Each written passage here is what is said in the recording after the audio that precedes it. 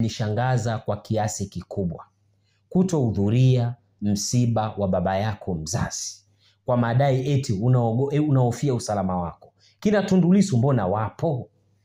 Mpaka leo amekuwa dikteta ndani ya chama cha Chadema, ambaye alimsema Dr. John Pombe Magufuli kama ni dikteta. Leo yeye Tundu Lissu mpaka anatuhumiwa kwamba yeye ni dikteta ndani ya chama chake. Hofu yako Maria Sarungi ni nini? Au kuna siri iliyojificha? Au kuna kitu kibaya ulichokifanya ambacho sisi hatukijui?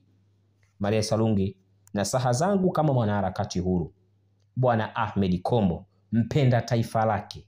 Taifa langu ni taifa salama, ni taifa imara, ni taifa linalopendwa na kila mmoja. Leo hii ukisema unaogopa kuja kumzika baba yako eti kwa sababu za kiusalama, kuna jambo lipi kubwa ambalo ulilofanya? Serikali ya Rais Samia si serikali ya visasi, ni serikali ya hoja. Na Chama cha Mapinduzi hakijawahi kuzalisha serikali ya visasi tokea kimeundwa.